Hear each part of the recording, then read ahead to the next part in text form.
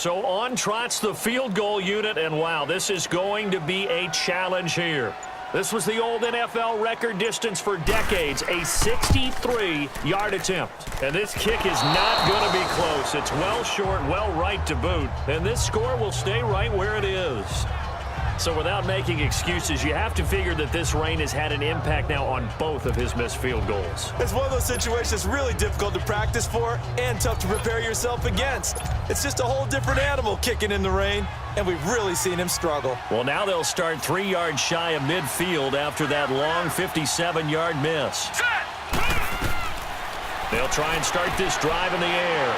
And Sutton hauls it in over the middle. And he's corralled, but not before getting it inside the 35. 14 yards that time for number 14. Well, clearly one of his advantages as a passer is his height. Sit back in the pocket, fired over the middle. That makes things tougher defensively, doesn't it? It really does, because your goal is to move the quarterback off his initial spot when he gets his drop back completed. But when you have that type of height, he can stay in there if he's willing to take the hits and just fire over the top, which saves him time and actually completes a play a little bit quicker than it normally does for a quarterback who has to slide and find open space to throw. And they'll run it here. And he'll get this down to about the 30, 31-yard line. Give him 3 on first down. It'll set up a 2nd and 7. They tried a quick hitter inside, but that one was swallowed up because what they're hoping, those big defensive linemen will take the bait and move laterally and open up a crease that they can run through. Didn't happen on that play. All right, here we go. Blue 90! Blue 90! They'll run it now out of the gun. And inside the 20 before he's brought down. Give him 12 yards on that one. It earns him a fresh set of downs. Nice job there finding room to maneuver, and he worked his way into another first down. And look, they had great field position to start, but boy, they've done a nice job taking advantage of it. Now they're just hoping to cap it off.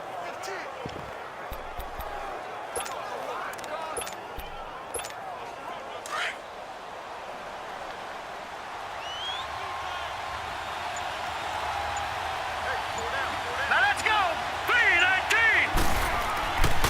3-19! Now Scarborough. And he gets it down close to the 10-yard line. 7 yards on the pickup there, and it'll leave him with a 2nd and 3.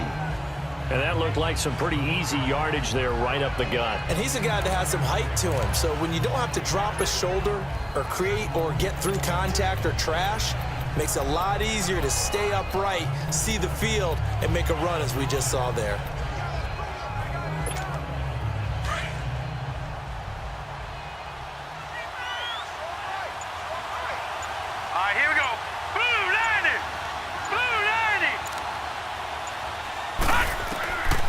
He'll drop to throw. And he slings one that's incomplete.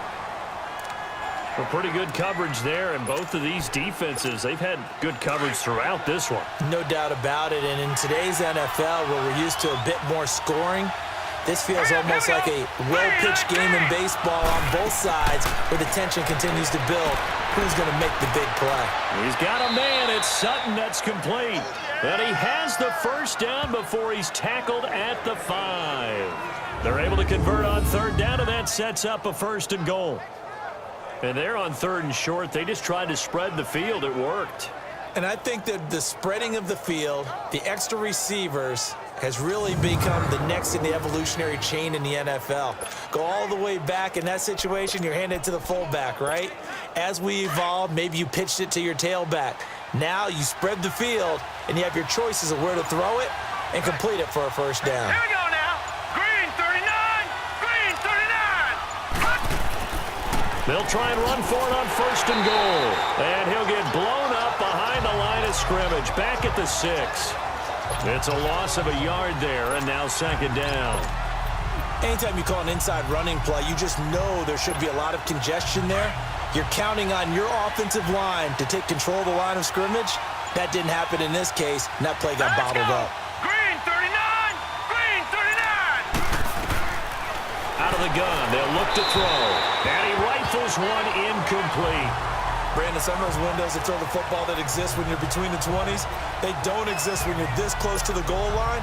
But as a former DB, I liked it closer to the goal line. Tighter windows made it easier to cover people, actually. Now let's go.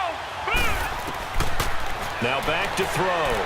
And he holds it in the end zone. Touchdown, San Francisco. Dante Pettis from 6 yards away. And the Niners are able to cash in for 6.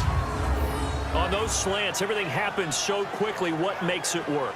The timing between the passer and the receiver. In this case, a slant route ordinarily is probably about 3 steps before you go on the slant. In this amount of time, I think it was a 2-step deal. Boom, put his foot in the ground and got inside for the pass. Got inside for the pass, got inside for the catch and the score.